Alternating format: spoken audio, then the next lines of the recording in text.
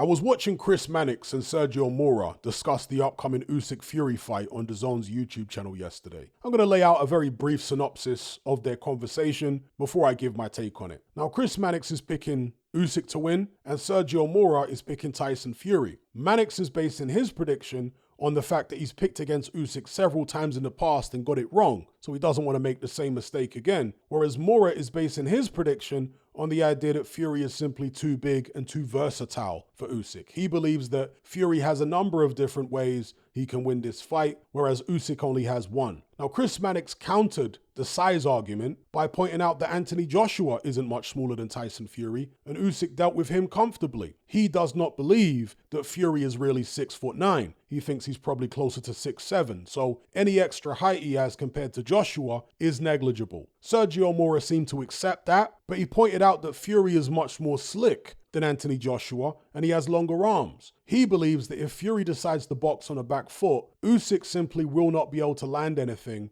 on Fury's head. He also argued that all the big guys Usyk has beaten in the past had previously been stopped by other people, whereas Fury was the first man to ever stop or beat Deontay Wilder. The idea being that beating the likes of Joshua and Dubois was an easier task than giving Deontay Wilder his first loss. They went back and forth on a few other points, but that was their conversation in a nutshell. So here's my take. I agree that Usyk has never faced a big man as a pro with the kind of movement and fluidity that Tyson Fury has. But what Sergio Mora is apparently missing is that Tyson Fury has never faced anyone with the kind of movement, skill, and defense that Alexander Usyk has either. This is uncharted territory for Tyson Fury, just as much as it is for Usyk. Mora suggested that Usyk simply won't be able to hit Fury with any headshots. He thinks Fury's defense is just too good. People like Sergio Mora make out as though Tyson Fury is literally like the heavyweight version of Floyd Mayweather, which is a very curious thing when you consider the fact that Tyson Fury's been down 7 times in his pro career.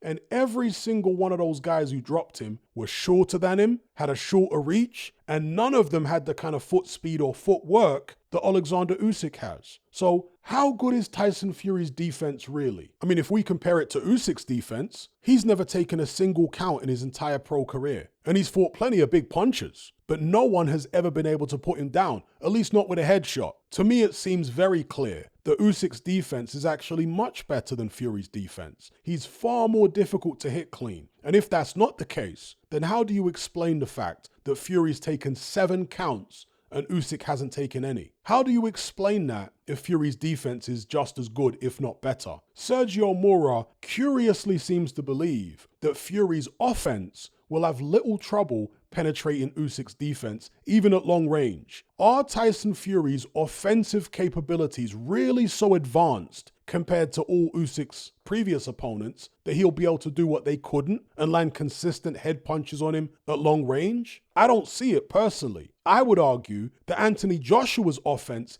is actually more formidable than Tyson Fury's. Joshua's not as slick as Fury, he's not as fluid, his stamina isn't as good, and he's not as durable. But if we're strictly talking about offense, to my eye, Joshua's power shots are much sharper than Fury's. His left hook is much better, and his combinations are much tighter and more cleanly delivered. And if you look at their mutual opponents, it tends to support what I'm saying. Now, Fury does throw a fast 1-2 at long range, but I've never seen him land it on a moving target before. It's always against a stationary opponent, and one strange thing I've noticed about it is he often delivers it with open fists. So he doesn't clench his fists at the moment of impact the way you're supposed to. It's a flashy, throwaway combination that's designed to confuse the opponent and score points rather than do any serious damage. And when he does decide to plant his feet and throw proper power shots with full force, the punches tend to be far slower and more sloppily delivered. Now, some people are going to point to the uppercut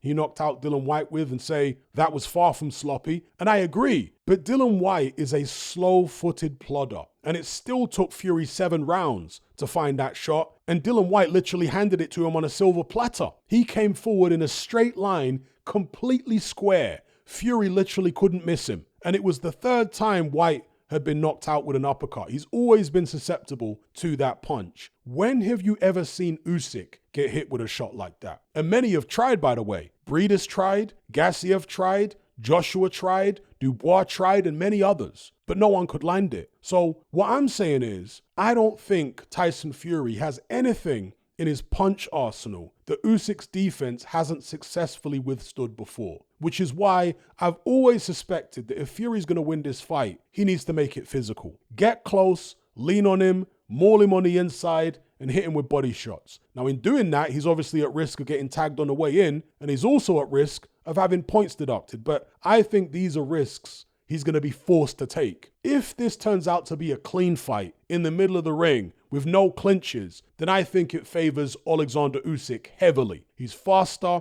he's got better coordination, better footwork, and better defense. And he can keep moving non-stop for 12 rounds. He doesn't lose his shape. Now, Fury might be able to box with him early on for 3 or 4 rounds maybe, but I don't think he can stay with him boxing at long range for 12 rounds. I just don't see it. Now, perhaps Fury can time a body shot as Usyk's coming in and win by knockout that way. That's possible. And it's something that Kronk fighters are often trained to do, by the way, how to set up one specific knockout punch for a particular opponent. But against a guy like Alexander Usyk, it's easier said than done. Just look how well he adjusted in the Dubois fight after he got up. Dubois was looking to land that same shot again, but he couldn't find it. Usyk switched up the angles on him and had it covered. And he was punishing Dubois every time he tried it. I think Sergio Mora and many others like him are vastly overestimating Tyson Fury's defense and vastly underestimating the foot speed and coordination advantage that Usyk has in this fight. Mora seems to be completely oblivious to the fact